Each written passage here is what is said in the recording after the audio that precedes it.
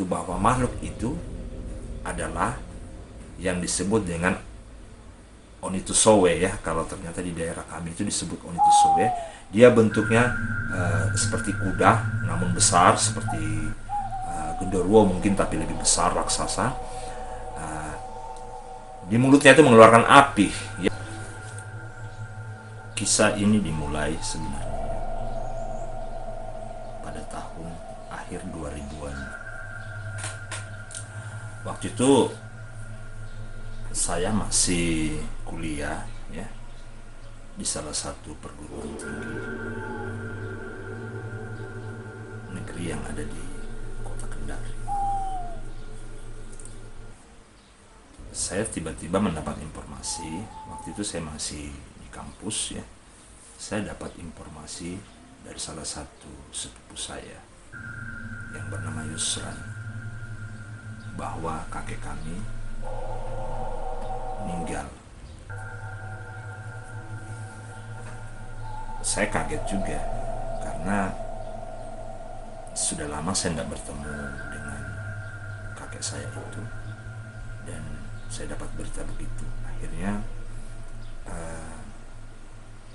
kami sepakat berdua dengan Yusran ini untuk pulang ke kampung, tempat di mana kakek saya akan dikebumikan di sana. Maka siang itu pergilah kami menuju kampung yang jaraknya sekitar hampir 150 km dari kota Kendari. Jalan sebenarnya tidak ada rintangan ya sepanjang jalan itu. Yang kami lihat artinya tidak ada kendala ya selama perjalanan itu. Kami berangkatnya siang sekitar jam 11-12 siang. Dan untuk mencapai kampung itu diperlukan waktu berapa jam karena memang kondisi jalan yang belum diaspal ya. Masih banyak jalan yang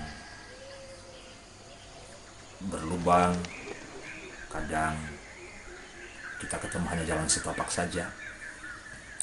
Nah, sebelum mencapai desa tempat di mana tujuan kami itu, kami melintasi sebuah bukit yang terkenal angker di kota, angker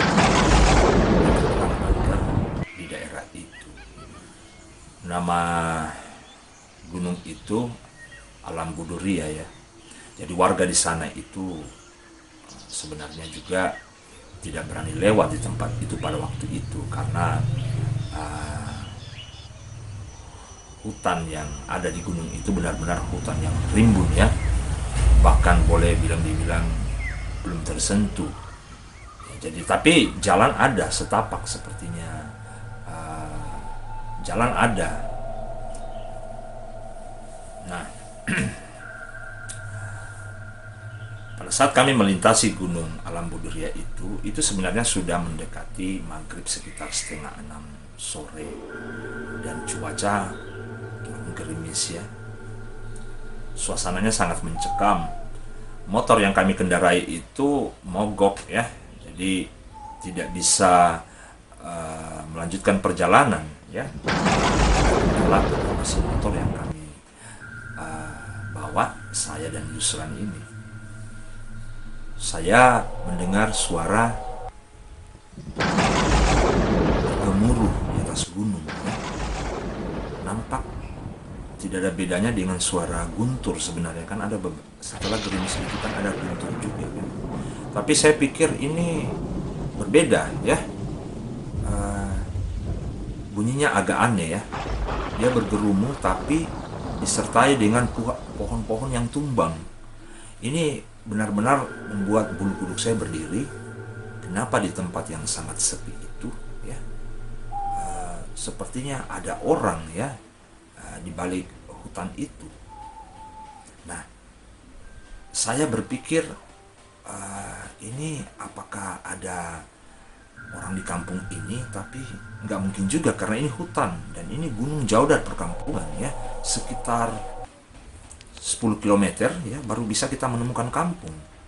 Nah, sementara saya menunggu Yusran ini memperbaiki mobil karena Yusran sementara saya menunggu Yusran memperbaiki motor karena Yusran yang mengendarai motor ini dan saya hanya dibonceng.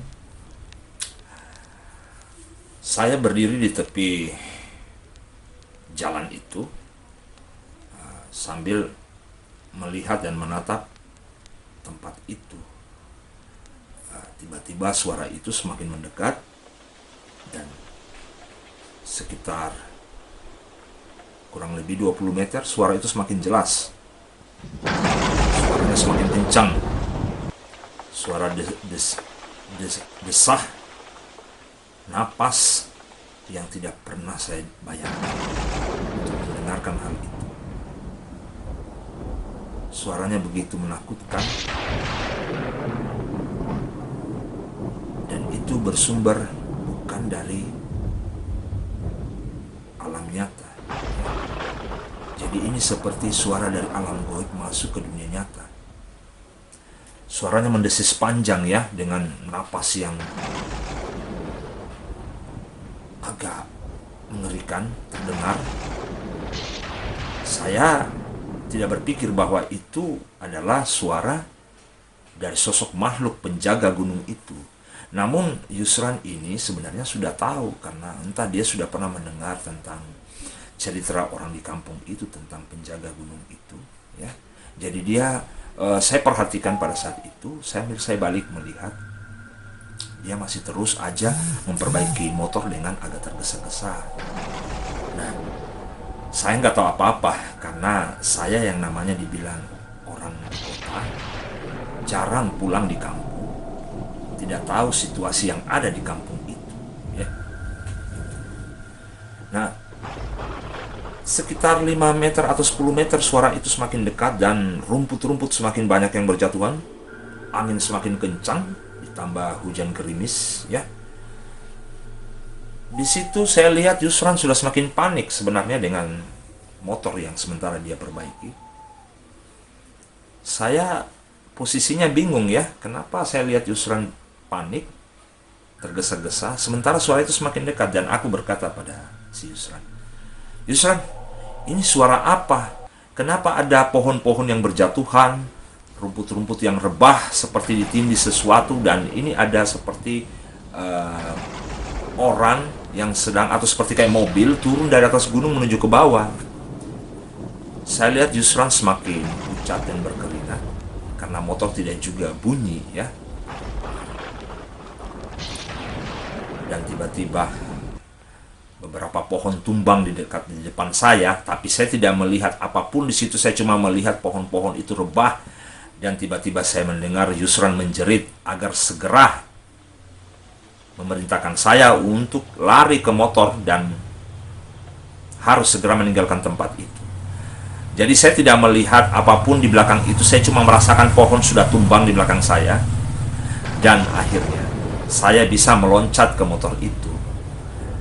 Dan motor alhamdulillah bisa jalan kembali. Dan kami meninggalkan tempat itu dengan hati yang cemas dan lagi khawatir. Saya tidak berani menoleh ke belakang, entah apa yang ada di sana.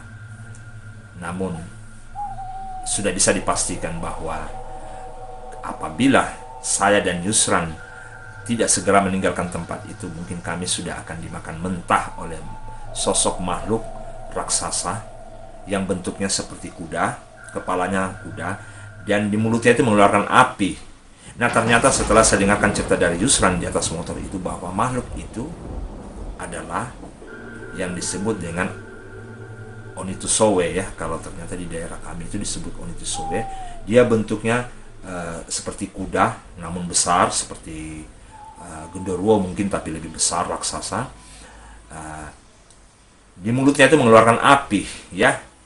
Itulah desahan api yang saya dengarkan. Makanya saya sempat heran kan, belum pernah saya mendengarkan suara itu, suara seperti api yang ditiup begitu, tapi lebih mendesah dari bunyi kobaran api. Nah, sosok Onitusowe ini ya, menurut legenda atau cerita-cerita itu masih dianggap beberapa mitos, tetapi apa yang saya alami dengan Yusran pada saat itu benar-benar terjadi di hadapan kami dan ingin mungkin bahasanya menerkam kami ya. Jadi kalau kami tidak bisa lari dari tempat itu, saya tidak tahu apa lagi yang terjadi pada kami, saya dan Yusran ini. Saya benar-benar shock setelah mendengarkan cerita Yusran bahwa setan ini ya memang sering mengganggu orang yang melintasi tempat itu. Jadi kemungkinan besar kenapa motor kami mogok di tempat itu juga mungkin karena energi atau kekuatan yang bersumber dari dia ya, karena dia memang selalu menjaga tempatnya dan juga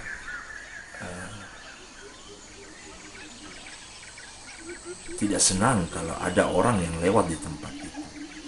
Makanya kalau jam-jam sudah memasuki malam, tempat itu sangat sepi, tidak lagi dilewati oleh masyarakat karena masyarakat tahu bahwa tempat itu sangat angker dan mistik. Karena gunung ini sepanjang hampir 25 km itu tidak ada kampung yang ada di situ ya. Jadi kami beruntung bisa lolos dari tempat itu. Kalau tidak ya saya tidak tahu bagaimana nasib kami pada saat itu. Kami akan dimakan mentah, istilahnya dimakan mentah-mentah ya oleh makhluk itu. Nah, jadi makhluk yang bernama setan atau Onitusowe ini memang menjadi salah satu makhluk astral yang sangat ditakuti di kampung kami itu. Dan alhamdulillah kami tiba di desa kami di mana kakek kami ada di sana, yang besoknya mungkin akan dikebumikan itu ya. Jam sudah menunjukkan pukul 9 malam. Kami selamat dan kami menceritakan kepada keluarga kami di sana, dan mereka semua takut mendengarkan cerita kami dan mereka bersyukur ya bahwa kami bisa lolos dari maut itu. Itulah sebuah pengalaman mistik yang pernah saya alami, yang belum pernah saya bayangkan akan mendapatkan ancaman seperti itu. Ya teman-teman, demikianlah kisah daripada pengalaman mistik yang pernah saya alami. Sampai jumpa dalam kisah-kisah mistik lainnya hanya di channel Mr. Robin. Terima kasih. Assalamualaikum warahmatullahi wabarakatuh.